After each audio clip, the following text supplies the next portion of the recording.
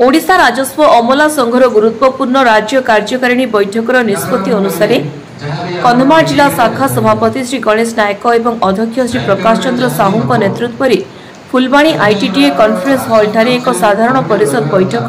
आयोजन करा जायथिला। एही बैठक में संघर समस्त कर्मकर्ता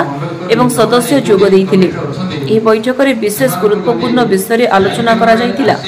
जिला स्तर में कार्यरत राजस्व अमला मानकर दीर्घ दिनर दाबी पूरण करने प्रति राज्य सरकार को वैमातृक मनोभाव पोषण करुथिबा जोगु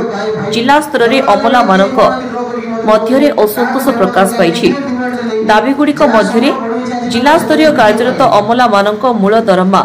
ओआरएसपी 2017 नियम अनुसार लेवल 9 को वृद्धि करा जाऊ, नूतन पदवी सृष्टि और पदवी पुनर्गठन करा जाऊ,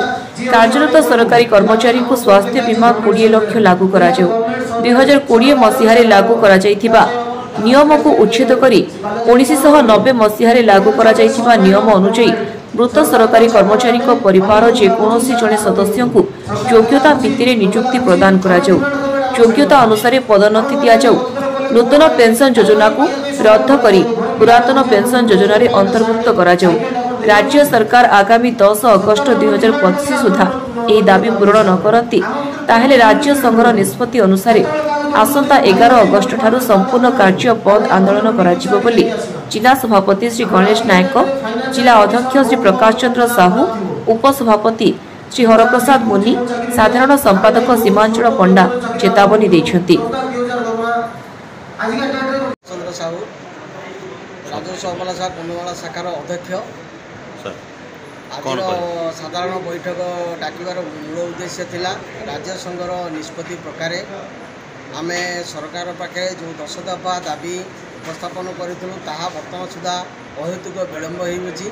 सही परिप्रेक्षी में आम 11/8/2025 तारीख समूह छुट्टी रे जीवाई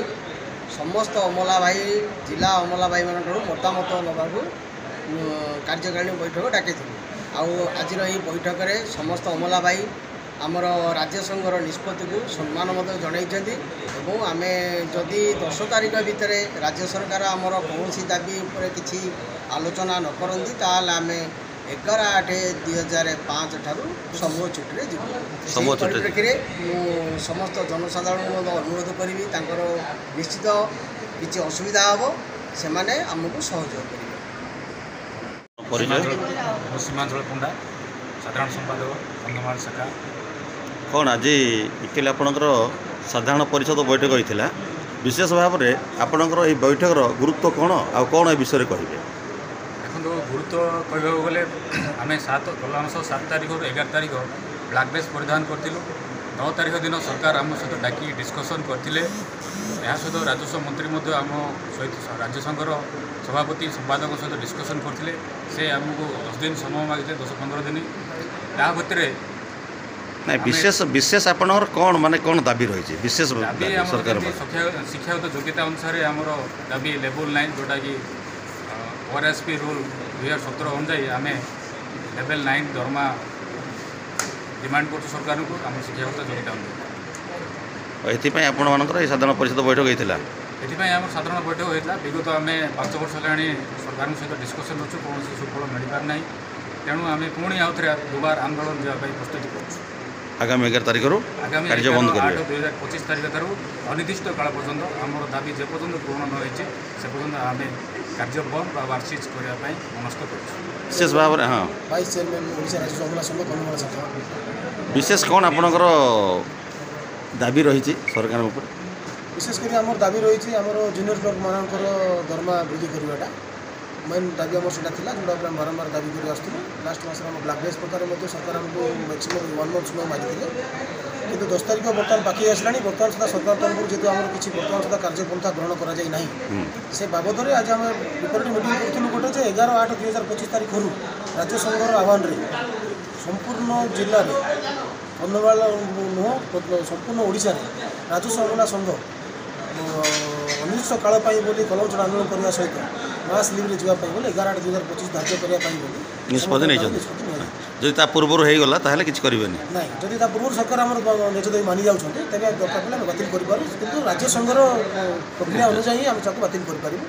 जब सेमती डायरेक्शन आसे। Thank you. मो ना गणेश नायक, सभापति ओडिशा राज्य समला संघ कन्धमाल शाखा। आजिकार बैठकर उद्देश्य होगी आम